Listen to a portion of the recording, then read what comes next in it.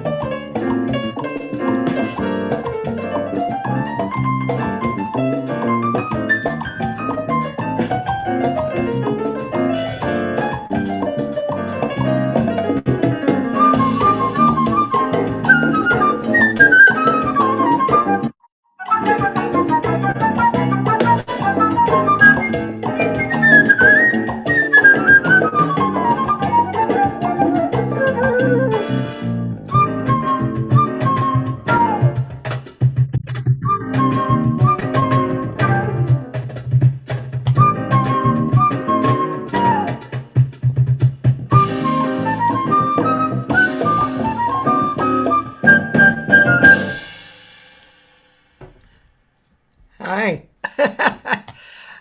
I'm playing some music while I'm cutting and pasting.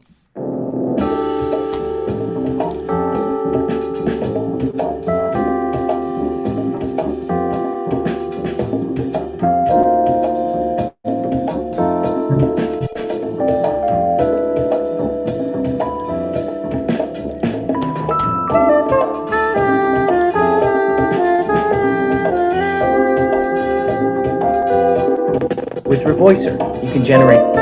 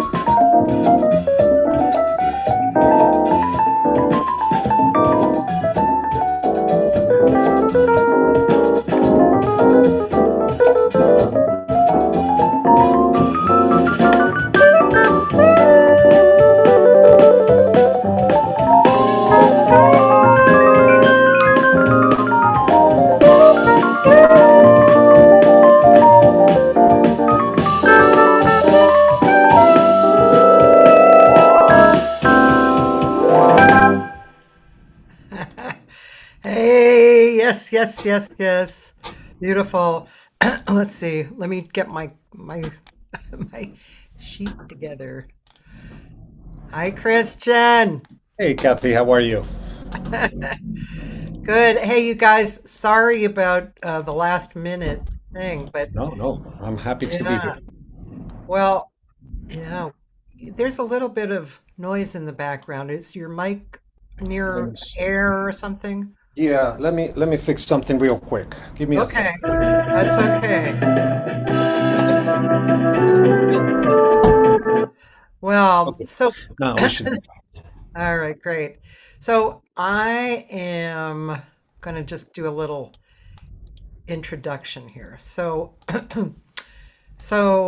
as you know, I don't usually do last minute hangs, but I've been wanting to do a hang with Christian. But here's the situation. Thursday night, Christian is going to do a performance at the club that I've re-established with Sydney Jacobs called Birds of a Feather Jazz Lounge downtown LA. So I thought, hey, I'm available right now. My Tuesday opened up a little, and apparently for you too. So I thought, yeah, we should do this and we can boost our sales. Not back. just sales, but we can boost the audience coming and enjoying your fabulous music. So, hi, Christian. How are you, Cathy? In my case, I'm very happy to be here, and I really appreciate you having me here. Oh, yeah, man. I'm very happy. Were you just practicing? Yeah, this is my studio. This is where I'm pretty much my office where I'm every day. Yeah. So I was like, yeah, I'm available. So You very know, happy to. things happen for a reason, right? hmm That's what they Yeah. say. This is my office. It's kind of a Beautiful. little crappy, but I keep trying to clean it up. Yeah, yeah, That looks no, a little better. that worked. That worked. John Yeah. Pisano right there, but he has kind of a lower a lower vision. Yeah, no, but he's present. He's present, right? So Christian, first of all, let's just talk about the gig because you know it's uh it's so close, Yeah. and you have such a great band. So this Thursday, February 12th, at Birds of a Feather Jazz Lounge, um, tell us tell us what's going to happen there. Um, You know. yeah, so we're gonna be at Birds of a Feather this upcoming Thursday, starting at 7:30. What we play is a mix of South American music mixed with jazz. That includes original compositions. Some of them are my compositions. Some of them are from composers from South America that I work with.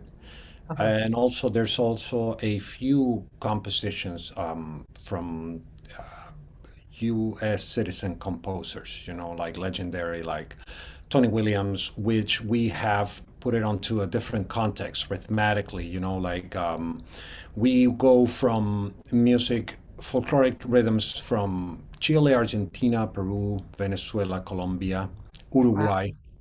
Yeah. So also Brazil, and we finish. We're very proud also to say that we finish in September. Actually, in November, the album came up, our first album, which is on Oh. digital platforms, and we have very nice features. Like Bob Minzer, we got John Beasley, Otmaro Ruiz, um, great musicians also from South America. Yeah. Yeah. And the regular guys who I'm always very honored to have, which is Rene Camacho on bass, Katis Buckingham on saxophone and flute, and Josh Childs on piano. So that's what we are going to present you guys.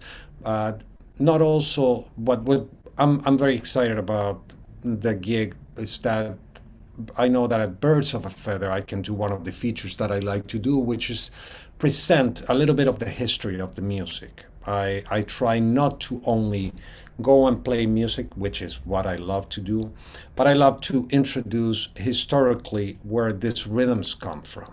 Uh-huh. So Yeah. that's for me, that's crucial. It really engages on a different way with the audience and makes the audience to feel more involved on what is happening on Yeah. stage. You know? Yeah. Yeah. Very Yeah, exciting. yeah, Who yeah. was that female pianist on that last? We had her from the beginning. At the beginning of our process, her name is Jacqueline Schreiber, great keyboard player and also arranger. She's responsible for some of the arrangements on the album, and she is performing on one of the tunes as well. So yeah, Does she live in LA? I did not yeah, recognize her. yeah. Oh, She's based in LA. Yeah, yeah, yeah, yeah. oh, I have to check her out. You'll have to Yeah. tell me her name, give me her information. Jacqueline Schreiber. Is that right? Yes, yes. I'll Interesting. definitely give you her Yeah, info. yeah. hmm But yeah. So Christian, uh, let's, these hangs are very casual. We can talk hmm about anything, and you don't have to list all the things, you've done, and your bio has plenty of information on that. Wow, you've had a very busy career. Yeah, I've been lucky enough. I moved to the States definitely 20 years ago. Huh, I spent a couple years in Miami before moving to LA. yeah. So here it's been about 18 years. And yeah, it's been good. It's been good. I mean, it's always a challenge to keep going, to keep your I don't know. I always when I have students or people who ask me about how is the life of a musician in the United States, I always try to give them try to say that everybody has a different story, but to never, if they want to like go through a straight path, never forget what I call the three P's, which is practice, perseverance, and patience.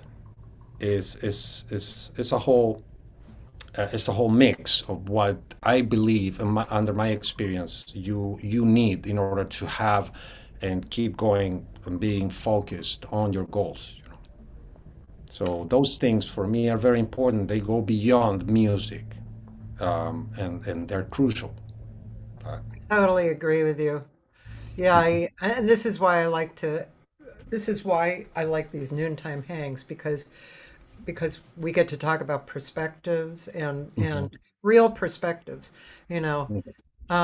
which everybody, no matter what they do, they all benefit from these perspectives. They all do it, or they can use these three P's in their lives Yeah. to be happy.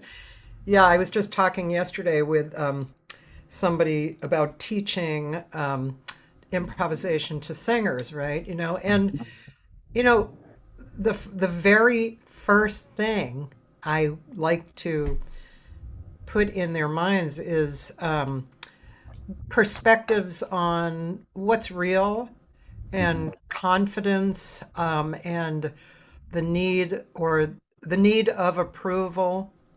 And, because singers especially, man, they'll sing a note that they are uncomfortable with, and you'll see it. You'll see them go, oh, and they can't move, So too many singers are not what I call real musicians. They're not committed. They're not, they're not committed to the study of music and Mhm. practice. So there's a it's it's sometimes it's a long road, but you have to have that. You have to have the presence of mind Mhm. of a human being and why you're here and how you're here and all that kind of Exactly. stuff to move ahead on your commitments, including music, right? Especially on something like music, is very, in my opinion, it's very hard to believe that because you're doing something which is an art, you just like are good at it, and let's just put it to an audience. And I consider myself a very perfectionist. Sometimes it's not good. But in my personal experience, since I was a kid, I was very involved into sports.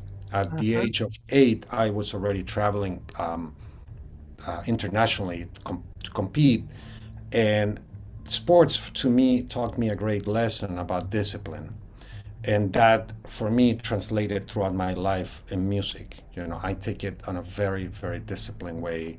And I believe when you want to be serious about something, especially if you want to give a statement about the arts, I believe my personal opinion, one of the greatest statements is that you're doing something seriously. You're doing something, not, yes, from the heart, but you are taking all the hours that, for example, a doctor put on his career, you're putting it onto your career as a musician. And that includes, in our case, practice and learning new skills, especially now that we have to do so many other things besides music. That is like a never ending story, but here we are. Yeah. Yeah. So, what sport did you play when you were a kid? Since I was a kid, I played from 8 until 18. I played basketball. My father was a coach, besides his other job that he had.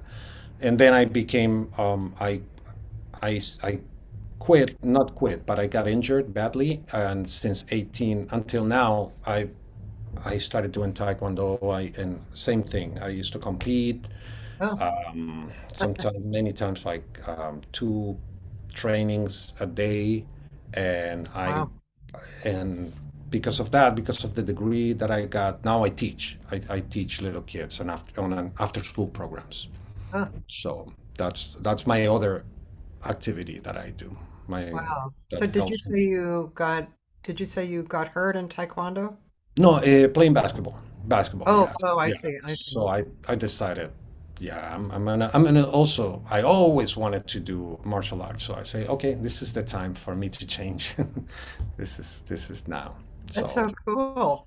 I yeah, know yeah. this really is not on the same side of the planet, but I just started doing Tai Chi, Oh, which beautiful. I'm really happy about. And I'm not. I've never.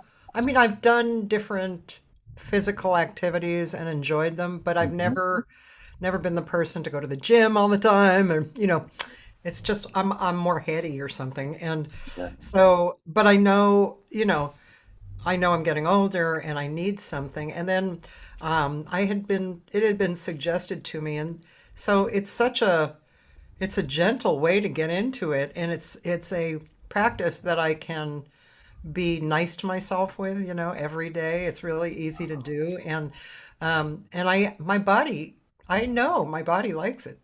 It's very nice, Yeah, no, that's you a know? beautiful activity. It's great for the body and mind. It's Yeah. an amazing Yeah. activity. Yeah, Yeah. it, I'm yeah, happy about beautiful, that. But beautiful. I know Taekwondo is quite different, so. Yeah, yeah, no, it's a little different, but still, Well, no. what's the let's see if I can formulate this question. In Taekwondo, Mhm. what is the focus of your mind on?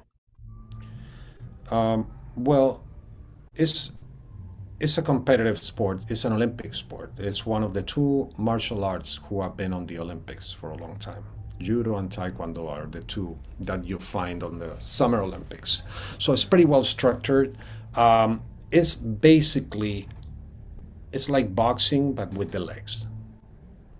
So Okay. you use your arms a little bit here and there, but it's basically 80%, 90% legs. And like I say, just like boxing, it has more protection than boxing. You use a head guard and something, also a shield here, also and here and on your calves and on your shins right here. So you get to score.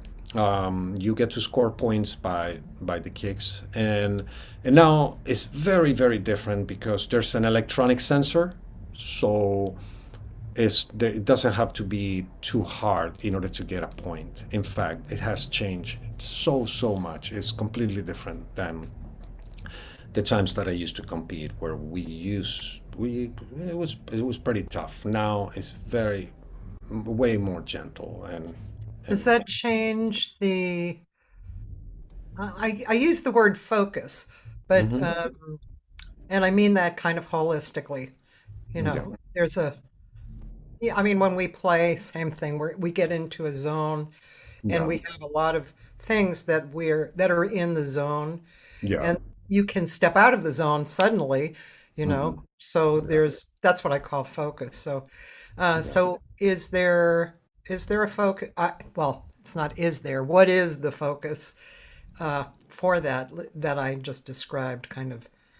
It's basically what they say on boxing. Again, it's like to try to hit and not get hit it. So, since it's a sport, like I say, it's a competitive sport where you're fighting one on one.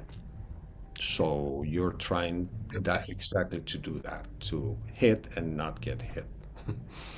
Is it's very intense, very very intense. Yeah. Yeah. Um, so when you're training students, do you talk about? I guess I'm looking for more a different kind of a focus than hit or don't get hit. Is there has to be like you don't start with kids saying, okay, focus on hitting and not getting hit, do you? No, no, no. Actually, in fact, it's pretty different when the time of teaching little kids comes.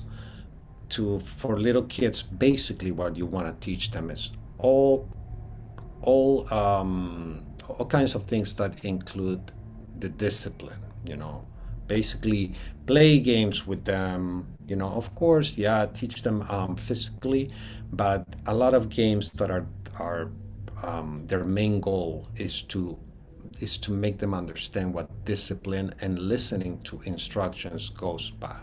You Mm, know, at a certain age, especially if it's not a martial arts studio, it's an after school program. You don't want to, I don't know, try to traumatize a kid like, okay, you and you fight. No, it doesn't go like that. It's basically the main goal for a kid in any martial art is to show them what discipline is, and you try to make it fun for them. You later on you start seeing which one of them they have really the interest and the drive for what the martial art by itself is. But first is those right. aspects what you want to go through.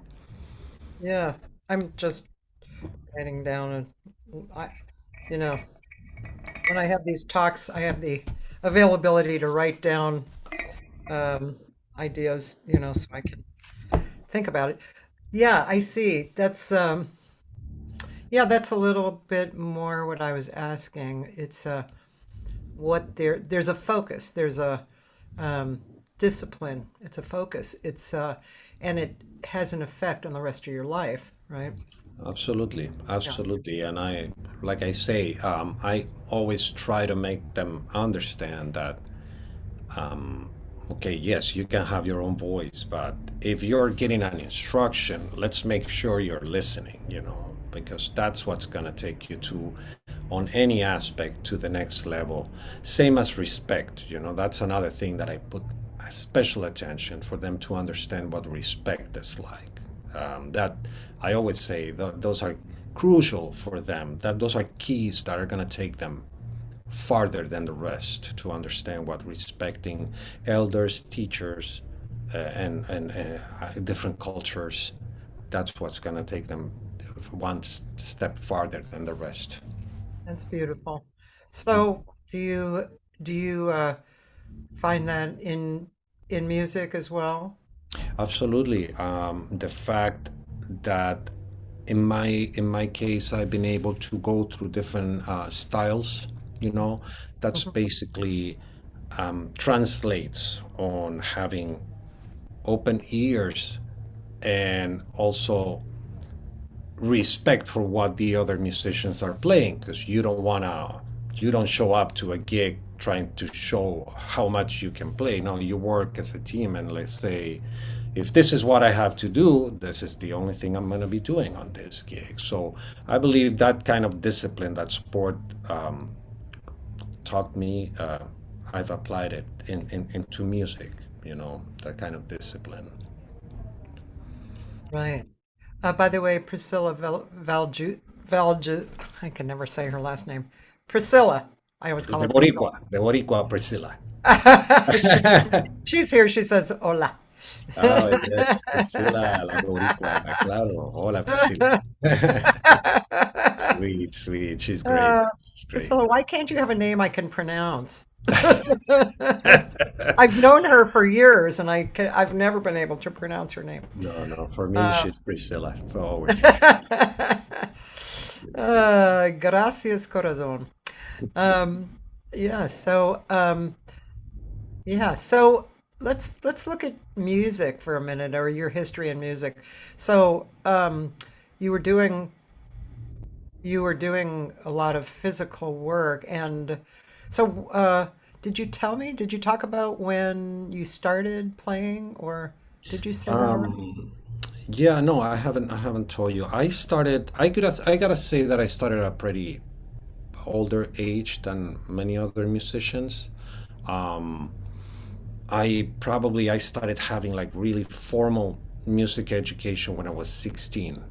Okay. Um, I when I really had it. Before that, I mean, I had some teachers in Chile here and there, but um, I came one year to the state of Illinois in the middle of nowhere to some kind of exchange. I was like an exchange student, something close to that. I would say close to that because there wasn't a student that went back to my school as an exchange. I just came here. Yeah. A company, let's say, brought me here, got me a family, and I ended up in the middle of nowhere, which was great. It was a big blessing for two aspects. One of them, nobody spoke Spanish, absolutely nobody there. Um, and the teacher, music teacher, his major was in percussion, so he put a special interest in me, and I had for like a year. I pretty much had everyday lessons with him. So that was literally like a big blessing for my formal music education. And then I went back to Chile. I was 17. I started working with a jazz trio as a drummer because drums were my first instrument, drum set. Um, Through that, I was always interested in Afro-Cuban rhythms. But in Chile, we are in the last corner of the world. We're talking about the year 1993. There was almost no information about Afro-Cuban drumming. And a few Cubans just started showing up. There were two Cuban percussionists who showed up. One of them, a great master, and I actually took some lessons, a few lessons with him. And shortly after, I knew that they were there. This was very random how things happen. I mean, the coincidence were huge. Not too long ago, it was the era of instructional videos. Okay, so all instructional videos when there were VHS, they started coming out around 1992, 1993, and especially drumming. There was like an era of where it seemed like drumming was trying to catch up, like with piano that came from centuries before with strings, but it was an invasion. And there was this gentleman, this great master from Cuba, who started coming up with this videos, and he was still considered like the Michael Jordan of Afro-Cuban percussion. So I got one of them, I got a couple, but one of them, it just stuck to me, and I was practicing that thing religiously. And I knew about this Cuban percussionist that moved to Chile, and one of them knew this gentleman, this gentleman in Cuba. His nickname was Changuito, and somehow I got his number through this gentleman. It was crazy, I could not believe it. So I say, okay, I'm traveling to Cuba to study with him. So I started traveling to Cuba to study with him, and at the same time, I started going to New York to this famous school of music who was called the Boys Harbor Conservatory for the performing arts. And same thing, through this master in Cuba, he put me in touch with another master in New York. And so I was going from Cuba to New York during that time, taking lessons of percussion. In the meanwhile, I was traveling also to Peru to learn Afro-Peruvian music. Brazil, same thing. So basically, my education, it was always, I gotta say that I was lucky enough to study with the people that I dreamed of to Yeah. study. And don't ask me how, because by those years we didn't have the internet like now. I'm talking about 1990, 1993, 1995. But Yeah. somehow I wanted to study with somebody here and there, Yeah. and I got their number, I got their contact somehow, and I just went for it all the time. So my musical education was like that, was just like that. That's so cool. Yeah. Yeah, many times in this series, there's been over 600 interviews I've had. Many times people have said, well, it's kind of like your three Ps, it's like they just persisted. They just moved, they went out of the house and went to the club, and they were Yeah. there when Charlie Parker was there and said, "Oh, I want to play with you," or Yeah. something like that. So, yeah, I love that. It's very much like playing jazz, for instance. Mhm. You can't you can't hang out in the moment or the past moment. You have to move ahead. You know what I mean? Exactly, exactly. And certain things, one time I was talking to, here in LA, I was talking to Aaron Sarfati, and I Yeah. told him this story. And I was like, yeah, I mean, that's how my education was. And he said to me, well, that's the way it should have been. That because those things you learn them on the street. You don't learn them. You don't learn them on a classroom. You want to study Cuban folkloric music. You go there to study with them. Of course, now you got the University of YouTube, which helps tremendously. But I gotta say, I mean, nothing is gonna replace to go in person to see and learn Yeah. from the real, like the root comes Yeah. from. There's of course there's something different about it. We're not. Christian, I must say that you mimicked Aaron very beautifully. I didn't sound that angry. No, but No, you I there love was it. I love. something in your tone. You sounded just like him. That's funny. Yeah, he said it just like that. It's so funny. Yes, I yes, love yes. Aaron. We Um, all, we all do. We all do. let's see. I have a few questions. If Priscilla wants to know if it hadn't been percussion, would you have chosen another instrument? Um, yeah, absolutely. Trombone. Oh, I like trombone. yeah. That's I don't know. And you know what? I always say when I gotta say, I would have chosen any instrument that would have been one piece instrument. I carry too much stuff. It's ridiculous. We drummers are the first ones to get on the club and the last ones to leave. Nobody understands. By the time I get especially home, yeah, especially percussion, man. Do you know Christopher Garcia? yeah, no, I have yeah. seen him pack up like for an hour. Oh, yeah, yeah, it's a lot. Now, with this group, this new group that I have, I play a hybrid kit, which is for the right side a drum set, for the left side congas and percussion, and I mean, I gotta pack like a house to go there. Like, oh man, Yeah. like why did I do this? I love it too much. Well, It's, I mean, at Birds of a Feather, there's a back line, which I think I yeah, no, no, told you, no. right? So, are you going to use the drum set a little Yeah. bit, and then okay, Yeah, yeah. yeah, no. I already spoke to Paul. I already know that Paul donated it. Oh, yeah, Yeah, yeah. yeah, Apparently, a lot of people like the set. It's a good set. yeah, yeah, yeah, Yeah. yeah. I'm excited to use it. Like when somebody asks me, "What's your favorite drum set?" And I always say the one that's on the club. That's my favorite one. Yep. Let's see what else. Roland, I'm not sure. Did you mean drivers? I don't know. He said, Christian, your drivers is amazing. I'm not. Oh, your drive. Thank you. Your drive is amazing. You have such a thirst for learning. Very inspiring. And Priscilla said, who was the Cuban percussionist you spoke of? Is well, thank you very much, Roland. First of all, I always try to keep my inspiration up there. And you know what? I'm lucky enough to say that I've met a lot of people and I keep meeting people who inspires me. In this country, I've been lucky enough to play with people that I admire all my life. Like that's very hard to describe.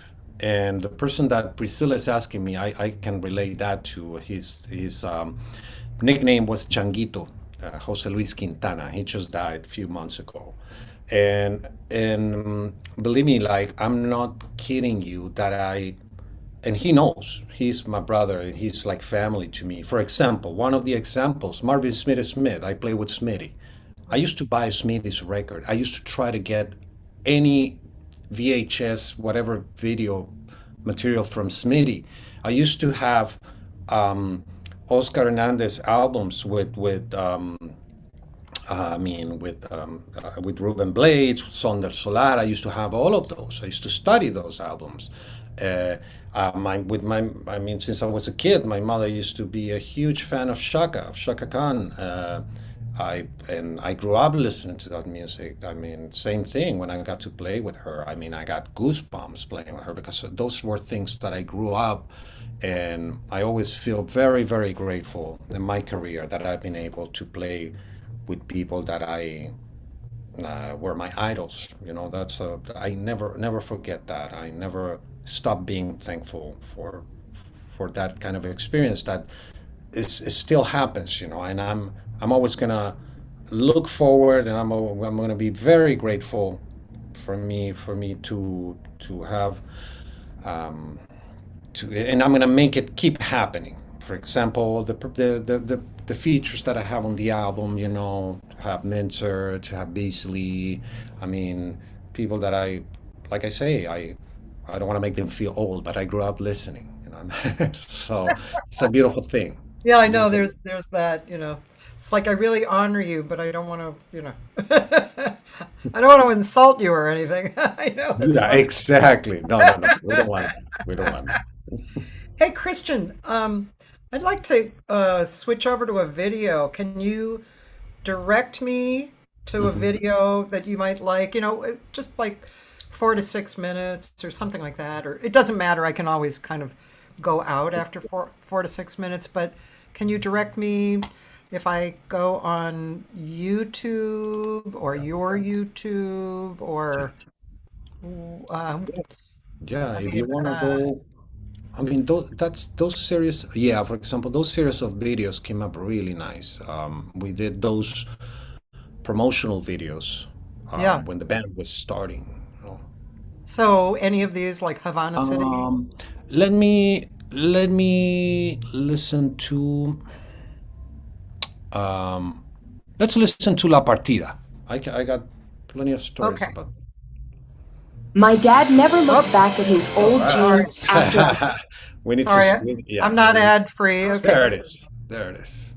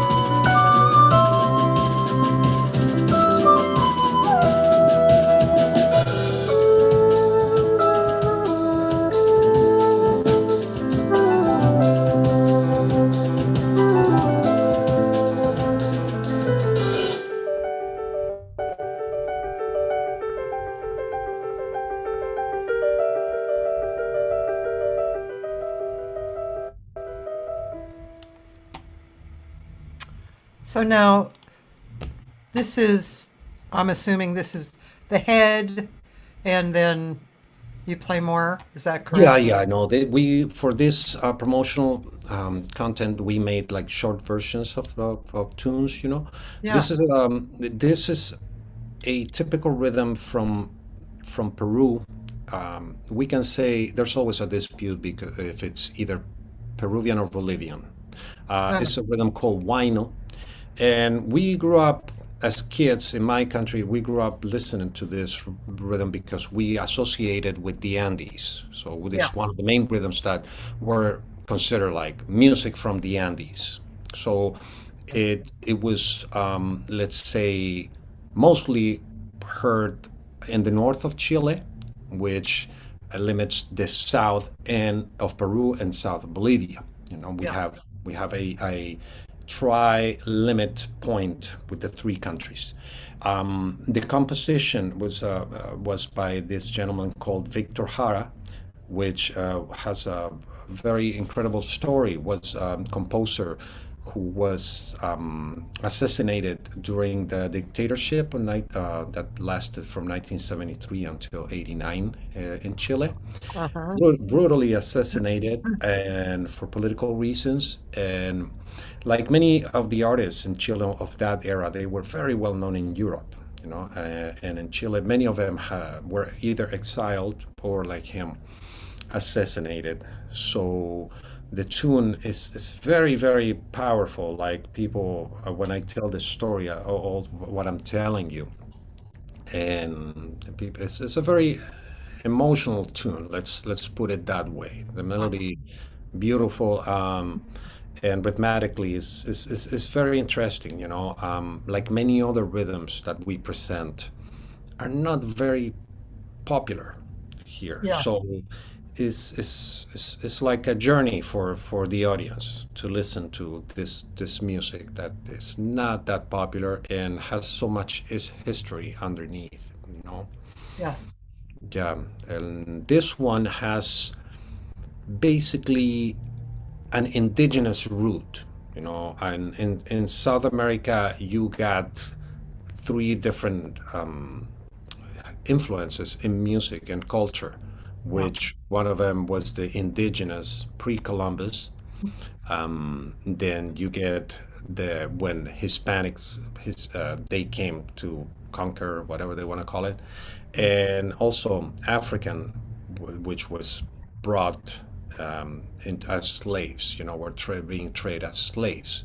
Yeah. So you get these three branches that create this beautiful music in South America.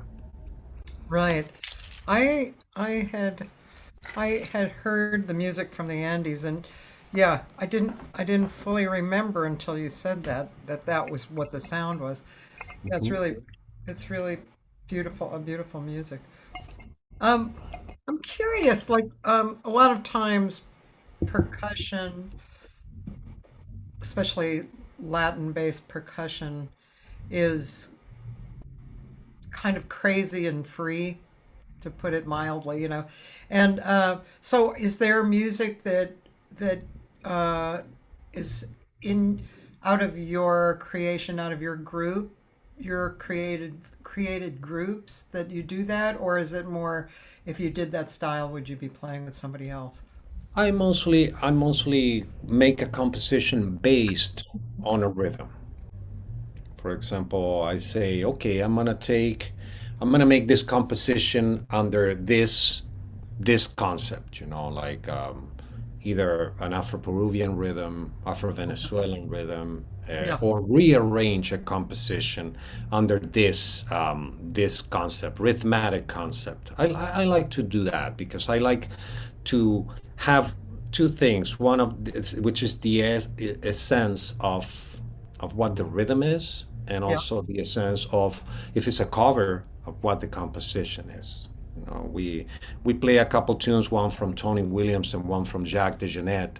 One of them we played with a more like Argentinian feel of yeah. the chacarera, and and the Tony Williams more like on this Afro-Venezuelan rhythm called sangueo. So I get the liberty to play the composition from one of these gentlemen and under a different rhythmic concept, you know. Right, right. There's a lot of a lot of understanding that you have of different genres. Hmm. Yeah. Yeah, My yeah. friend Roland, he's from Bolivia, and he said, I used to dislike this genre of music when I was a kid growing up in Bolivia, but now as an adult, I love it and I learned to appreciate it. It's very emotional to me. Is it's so funny because same happened if you ask my generation, maybe we didn't like it neither because we didn't appreciate, well, of course we're kids, Yeah. we not appreciate many things, but for example, when we were in school, elementary school, we will have to at the end of the year present a dance, a typical dance to our parents, you know, and all the parents will come and you will have like, oh man, and like you were all dressed with typical dance, but you know now you see the value of something like that. That is huge. Like Yeah, a it kid really is not is. gonna like it, but that is gonna impact you for the rest of your life. It's so important because it gives you an identity, where you come from, what your music it is, you know. Yeah, yeah, So as much as I didn't like it, just like Roland, I right now we appreciate it deeply yeah, because that makes us who we are, you know. yeah. I'm so excited for your show at Birds of a Feather on Thursday. It's going to be so, Yes, yes, me so too. beautiful. Yeah, Yes, I yeah, love that room. I really like that room. It's been a while since I haven't played there. I yeah. Well, really. you'll like it even more because we fixed it up more. It's really beautiful. The lighting is really nice, and just the ambiance when you go in. It has a good. You know how rooms reflect the people who run them, right? Yep, yep, So Sydney exactly. and I are really chill, as much Nice. as we can be, being the hosts. That's that's excellent. That's Yeah, and excellent. then you're playing with Smitty too, right? In about a month Yeah, or so. in Yeah. March. In March, I'm there on percussion with Smitty's ensemble, which is an octet, and that's so much fun. That's an He's so amazing show. nice. Oh, I've seen Smitty for years, and then he played with Roland, with Roland, Nolan Shahid, oh and yeah. even early, and he was so helpful. He would talk about chill. He was really mellow, and I was, I don't know, man. I was not 100% surprised, but I was surprised. For some reason I expected him to be, more of a diva, I guess, or something, Devo. But Kiva. yeah, but he was really nice and very helpful and like Nice. yeah, it was great. So really Yeah. nice person. I'm looking forward to him playing again. Oh And yeah. Nolan's coming back as well, so it's gonna Sweet. be fun. Sweet. Yeah. Oh, Priscilla said, wow, Priscilla. She said, I hope I can make Thursday because uh, February 14th is her birthday. Oh wow. Wouldn't you Great. know it? You Oh, were born on Valentine's Day. That's yeah, very very romantic birthday. very. Yeah. Well, yeah, Priscilla, I hope you can come Thursday. Yes. I hope she shows up. Yeah, yeah. Um, you were saying that the Latin way is a lot of people showing up at the door, which is fine. It's that's how it goes. Yeah, yeah. Latin way. I mean, yeah, that's our culture. It's a cultural thing. Yeah. That always cracked me up about going to Italy. It was like the gig is at 8 and it starts at 11. Oh yeah. It's like, Yeah. wow, okay. That's a hard one to wrap your head around. No, yeah. Latin America is very much the same. Yeah. Yeah, We'll get to it. We go through. yeah. I stopped in Chile once. Where was I? I did like a few week workshop, hosted it on Resistencia. I can't believe I remembered that name. Do you Oh know that wow. name, Resistencia? I've heard about it. I've heard about it. It's Yeah. yeah, it's now this is what I can't remember.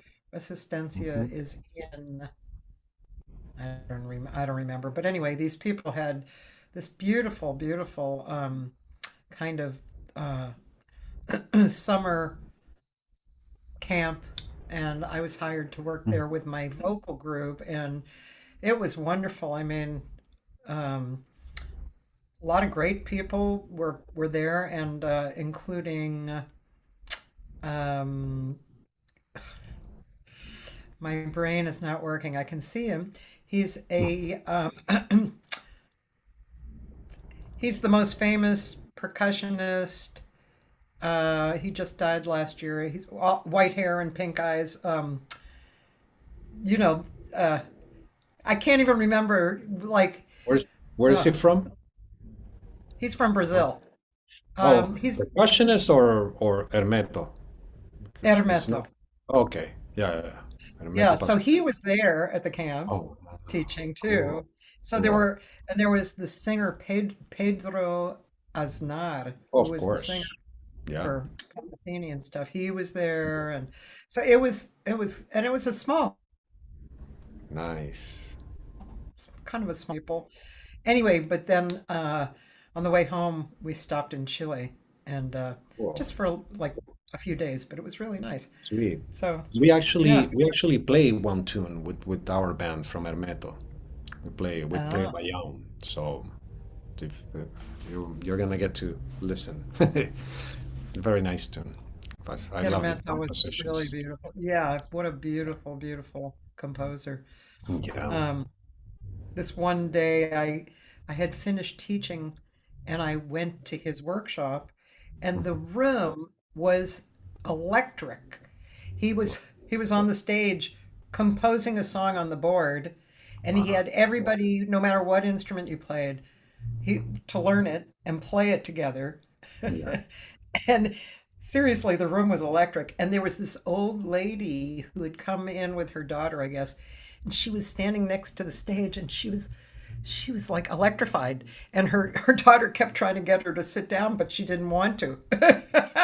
It Ah, was he was really beautiful. He was a beautiful guy. He had a little entourage and that traveled with him, and he was kind, and he just yeah, he made he made any a sound out of anything. It was great. ah, yeah, He was really special. that's what they do.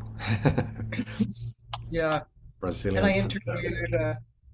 I interviewed the pianist who had played with him for several years. He lives in uh, Oregon, I think. He lives in Oregon. Can't remember his name. He's pretty well known. He's Brazilian, and he was telling me that in the few years that he worked with Mhm. him, Yeah. they they basically lived together, and every single day they would play for hours every Wow. day. Can you imagine? Nice. That's amazing. Wow. Now that Yeah. you mention um, piano players from Brazil, I Yeah. would recommend you if you haven't seen it. There's an amazing movie which is it's actually it's an animation. It's a like a lot what is a almost 2 hour movie, and Yeah. uh, it's a real story about this very famous piano player who got who got also assassinated during very hard political times in Brazil. It's called Yeah. Who Shot the Piano Player. Oh, It's amazing. You gotta see that because he was one of the main piano players from Experience the better bossa rest, nova relax, era. and shop the President's Day event at the Living Spaces sorry. Sleep Center. I have Save no up to idea what $500 happened. on select temp. Something That happened. was I couldn't. YouTube because who got activated. Yeah. Okay. Go ahead.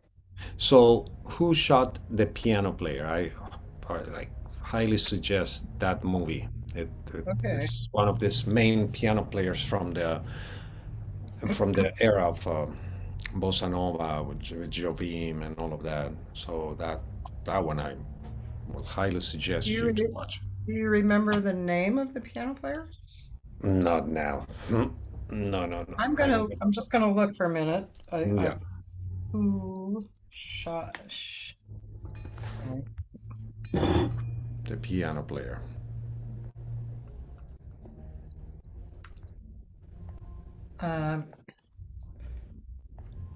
Tenoro Jr. Oh yeah, Tenorio Jr. Tenorio. Yeah, Yeah, he was abducted and murdered in 76 by an yeah, Argentine death squad. exactly. They were in Argentina. Oh, You gotta see that one. That's an amazing, oh, that's amazing great. movie. And it's on Netflix, actually, for those of you interested. Yeah, the music is so good. Music is amazing. It's amazing. Wonderful. Oh, I'm gonna, Yeah. yeah. Um, uh, okay. By the way, Priscilla said, talking about, how late Latins are, she said, we are delicious and late, but we have the most fun. Yes, we are. I gotta admit that. Definitely. Let's see, is there anything that you would like to speak about right now? I mean, to share with people that I haven't touched on? I mean, I would say that about the album, about the music that we're gonna present on Thursday. I think What I is the was. album name? I think I'll put that in. This is a new Y- album, right? Yeah, yeah. So you can find it on, like I say, on every digital platform. The band is called Moraga South American Jazz, and the name of the album is Alas and Roots. Alice. Alas means in translated to English is wings, Oh, wings and roots. oh, So what I tried, the concept underneath it is basically what it could be roots, of course, mentioning where the folkloric, hmm. let's say, foundation of the music comes from, and at the same time, alas, which is wings, it Did I, reflects the did fusion. I, sorry, did I spell it right? Alice? No, Alas, alas, Okay. alas and roots. Okay. Go ahead. Which represents the freedom beyond that foundation, and the freedom also from what many slaves that came to South America, they got to experience after years, of course. And like, basically, yes, that's the meaning of the two concepts, Alice and Roots. I love that. That's a really beautiful image, isn't it? Yeah. I try to picture both and mix it and make it reflect on the music. Yeah. Yeah. I love that. Sorry, I've rearranged my desk and it's just problematic. I keep trying to kind of put it in order. That's why I was pushing YouTube by mistake and stuff. Um, um, let's see. Well, maybe we could hear something else as well. Yeah, yeah. You Yeah. can also find on, if you want to find on, I don't know if it's on YouTube. The album, it should be, but I know on Spotify you get the whole album. So if you want to put something like the real audio of how it came up, like, you can look for it.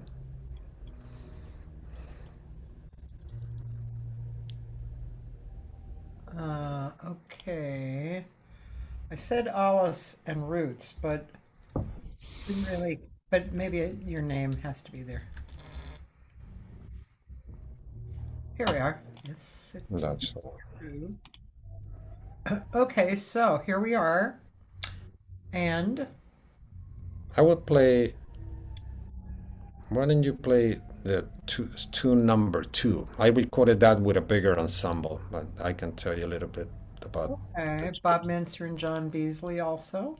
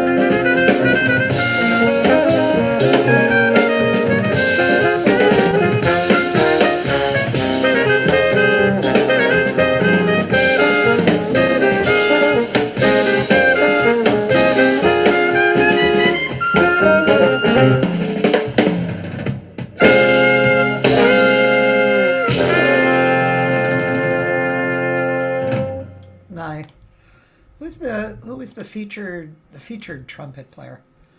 He's a great trumpet player who's he lives in New York. His name is Alex Norris.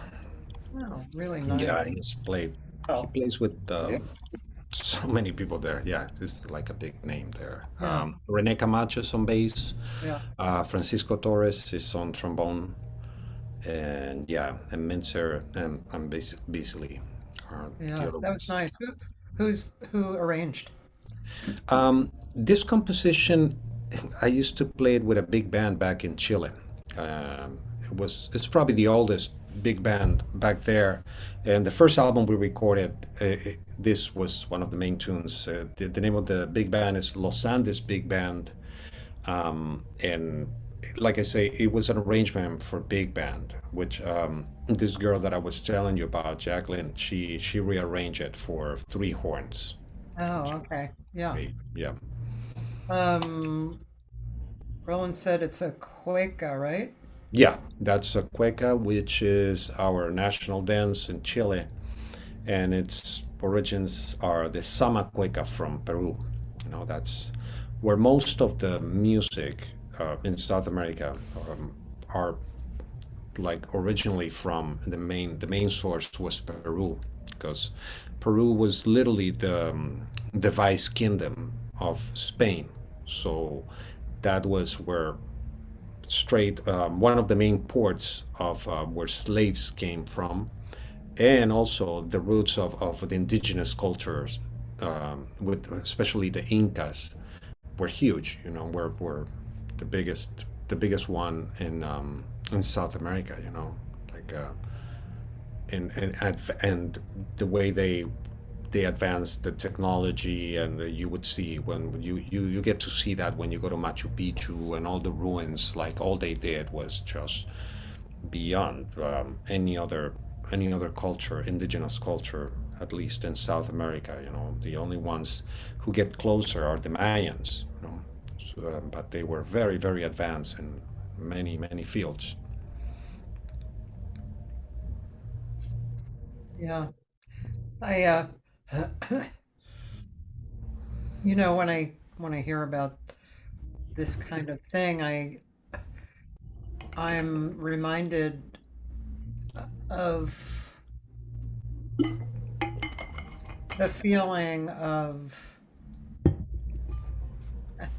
not sure how to put it exactly.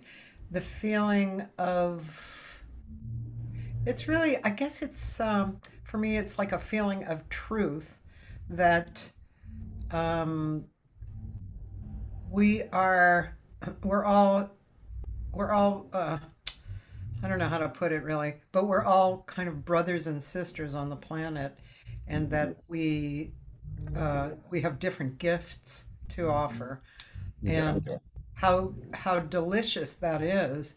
And sorry to get into this a little bit, but this is what, to me, this is what America, Hmm. the US, Yeah. has been an ideal image of, which is now being horrifically it's, they're Yeah. trying to destroy that. And there's no way. They cannot destroy that. There's no way at all, because the only people left would be a handful of, people who are blank, you know, who are blank, actually blank. So it's really crucial to put this in front of people again and again and again, and I mean, I know it's kind of like we're singing to the choir, right? I mean, the people listening to this are probably feel the same way, which is great. It gives inspiration and power, but also it needs to be dispersed to people who never get this as well. Exactly. Yeah. Yeah, I mean, then is um, they will take the message and take it, they take it or leave it, but it's there. There's not much you can do about it. That's how things are. I believe in even in Latin America and South America, of course, however you can call it, more powerful entities are always going to try to get us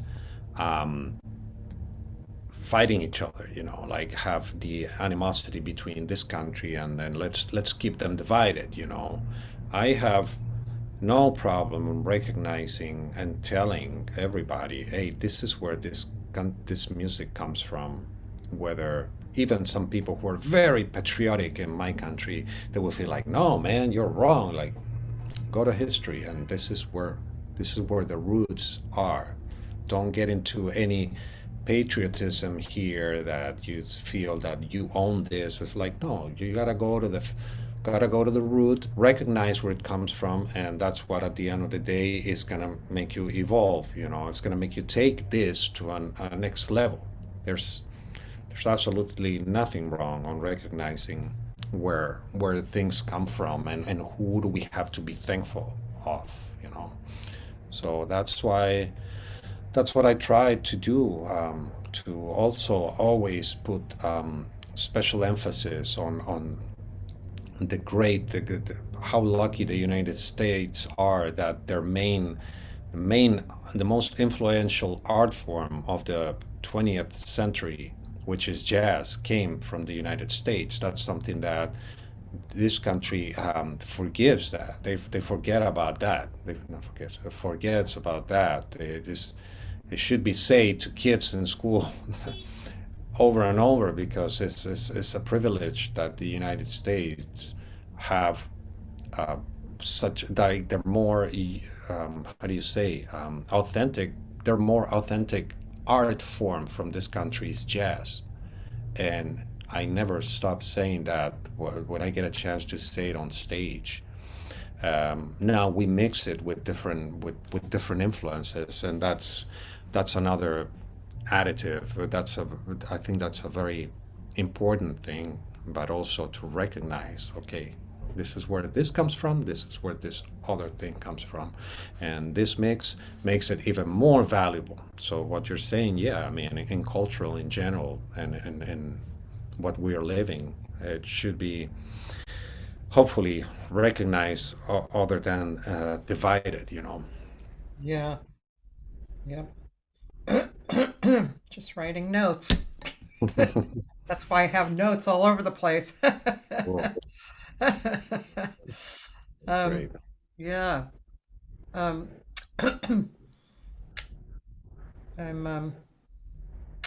I'm contemplating questions here. Uh, yeah. Do you teach right now here in LA?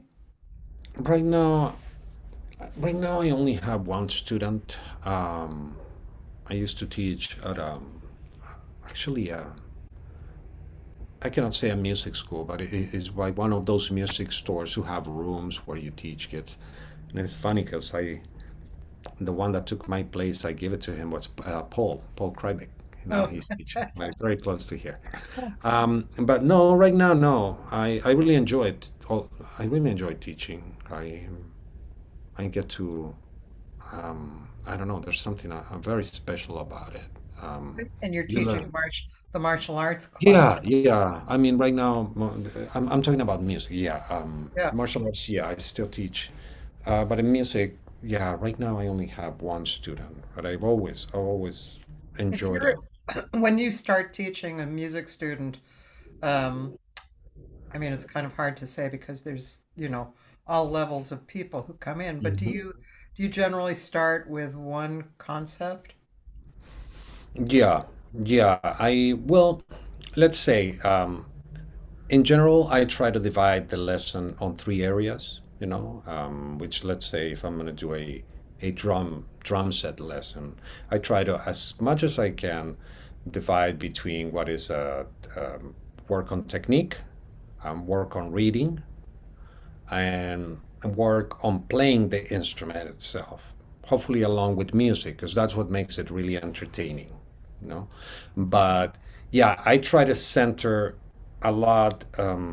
Let's say into one concepts that are very important, especially around percussion, are the ability of playing things independently. Work independently among your limbs. you know, start working on independence. That's very crucial, you know, for drumming itself.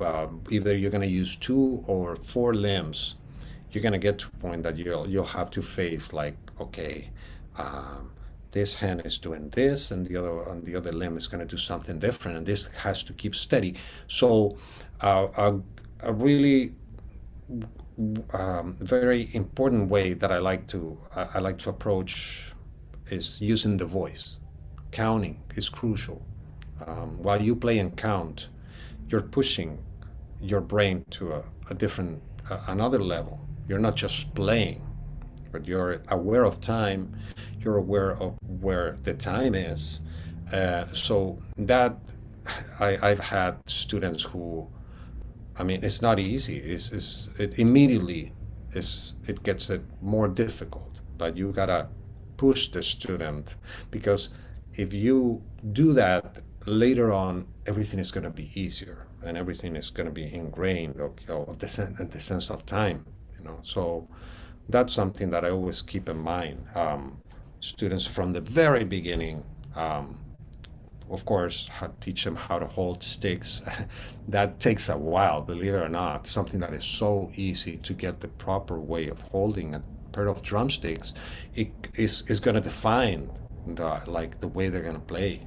So that's something that you don't want to like go over and over about the details and this, but you gotta always like, oh man, yeah, okay, how do I work on this detail and tell this student how to fix this without being like constantly saying and being boring, you know, because that's the other thing.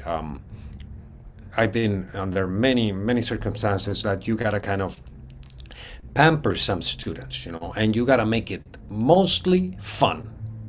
I understand.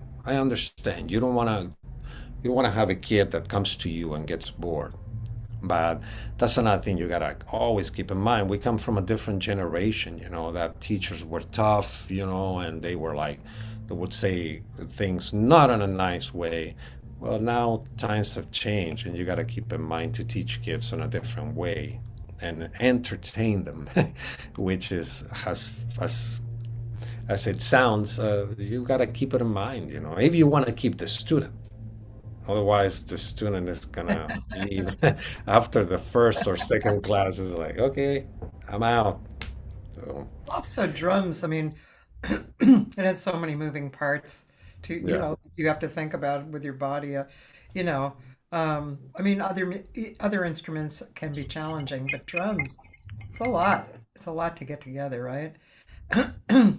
Um, I would say I would say the first thing and one of the hardest thing to make the student to keep in mind is the control. Because a kid sees a drum set, and the first thing that he wants to do is to bang on that thing as hard as that's the fun part of the drum. And you gotta like teach them how to settle down. Like immediately you become like the boring person on the room. So that kind of limit, you gotta try to do it like in a very nice way, you know, to make them understand. Listen, we're here to make music, you know. So that's a big challenge, you know. It's a big yeah, challenge that I'm always willing to take. yeah, yeah, I can really relate to that. Roland says he's always in awe of drummers. They have four things going on, or in this, or in the case of Chris Wabbich, five or six things going on. Exactly. Chris is definitely he has a few extra hands or something. Um, yeah, I grew up. My dad was a sax player, Hmm. and he had big bands, and he was a music DJ, and he had a lot of music going on, which I came up under, but it was straight ahead, you know. And so, so I grew up, listening to mostly straight ahead, and then I got into Berkeley, and that at that time I was there from 72 to 75, and at that time, well, first of all, there were no vocalists at Berkeley at that time, so I was playing flute, Okay. and yeah, I mean I was always a vocalist, but at Berkeley there were no vocalists, and that was the time that Motown was still strong. Woodstock had happened. Um, Jazz was going through this expansion. ECM came in, Okay. and Weather Report showed up, which blew my mind. You know, Yeah. sometimes I will, in trying to tell a singer, their position in the band, I'll have this example of an elastic band that I'll give to the singer and the piano player and the drummer and whomever. And one end of the elastic band is wrapped around this, and Hmm. then everybody has their own Yeah. thing, Yeah. and this is the song. Yeah. You can do whatever you want, but the Exactly. other end of your elastic band is always connected to the song, Yeah. which Weather Report definitely showed me. And as a matter of fact, I interviewed Peter Erskine once, and he said when he got into Weather, excuse me, Weather Report, he was coming out of the Stan Kenton band. So Okay. he was that style of matching people, like da da, and you do Yeah. the same thing. Mhm. And he was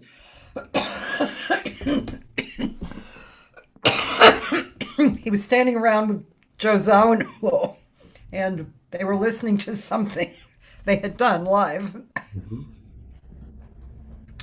and there was one of those things, these matching things, right?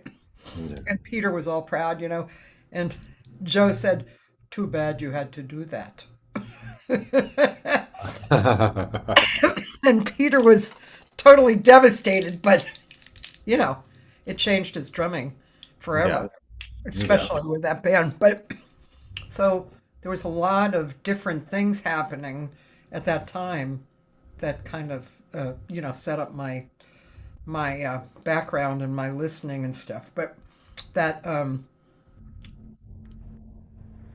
the drummers, I grew to love drummers who have that. They have the connection to the song, but they're also creative. They're not just ding ding a ding ding a ding. Although some players can do that Mhm. exquisitely, and you're in heaven, because there's nothing Yeah. like a great time and feel.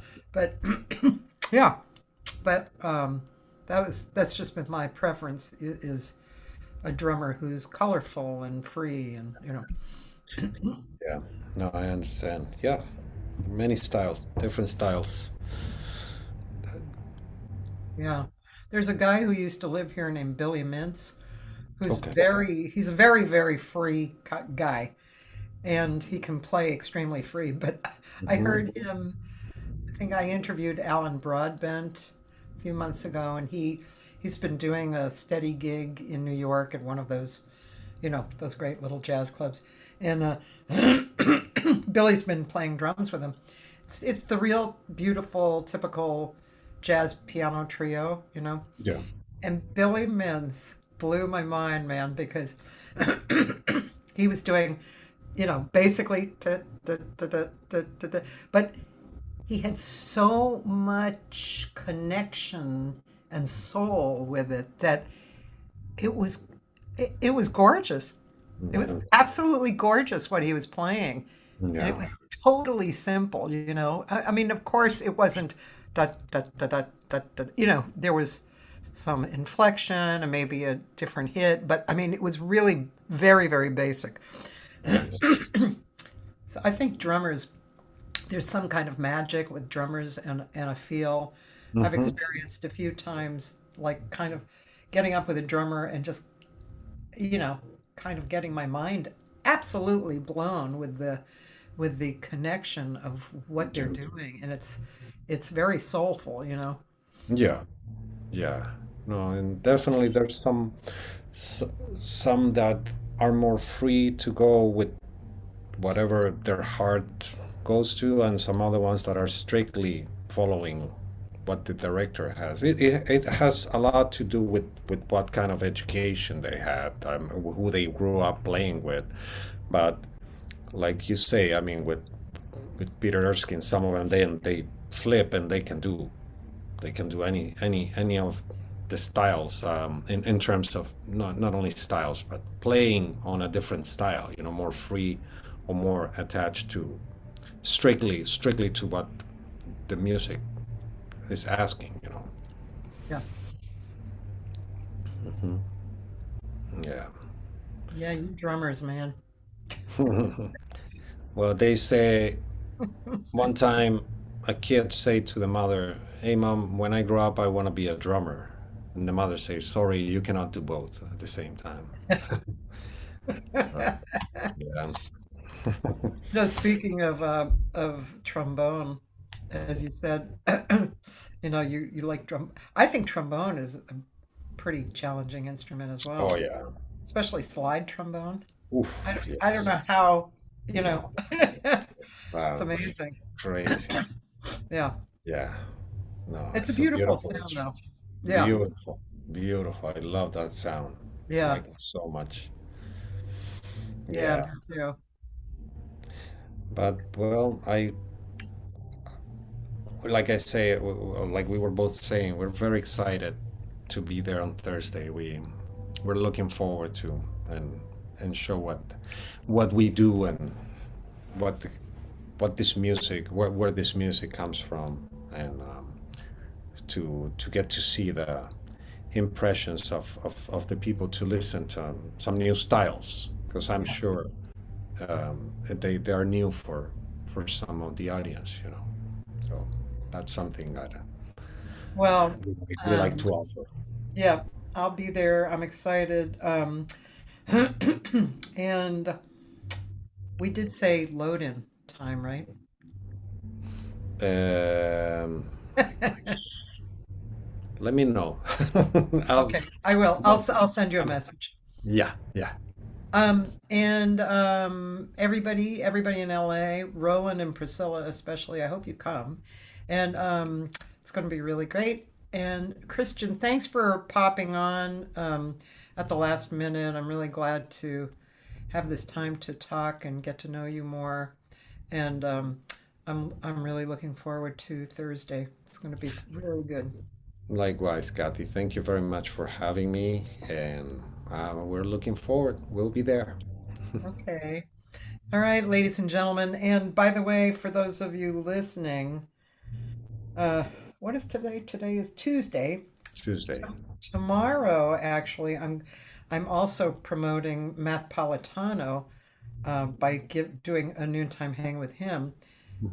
Do you know Matt Politano? No, no, no, no. You should check him out. He's a brilliant pianist. He works in a kind of a different area of music, but he's really busy and he's a gorgeous player. Like, you know, just Nice. like, we're very blessed to have a lot of great players here, but Matt Politano is really a great pianist.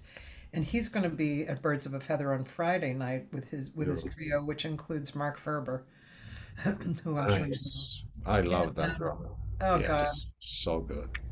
he's great. And also, tomorrow night for vocalists and guitar players especially, I'm doing a woodshed workshop for singers and guitarists. I'm going to play with Steve Cotter, who's a beautiful guitar player. We're going to focus on jazz standards at the club, so you get to go on stage, use a mic, play with a great player, and also maybe meet a guitarist or a singer who you might further get to just workshop or woodshed with. Yeah. So that's tomorrow night at the club. And Nice. and Matt Politano will be at the club on Friday. And Joe Goldberger, who's another great drummer in town, he said, sorry for the late question, but do you use Walk, Charlie Wilcoxon or Wilcox books for teaching, like rudimental swing solos? You know, I unfortunately I haven't gotten that far into advanced students. So yeah, no, I would love to, if I have the chance to have an advanced student, but I haven't. I haven't. I normally, what my students have been like beginners. So yeah, that's a little advanced for the beginners. Right. All right. Okay, I'll see you Thursday Sweet. night. Thank you very much, Kathy. I'll All see you right. soon. Bye. Bye.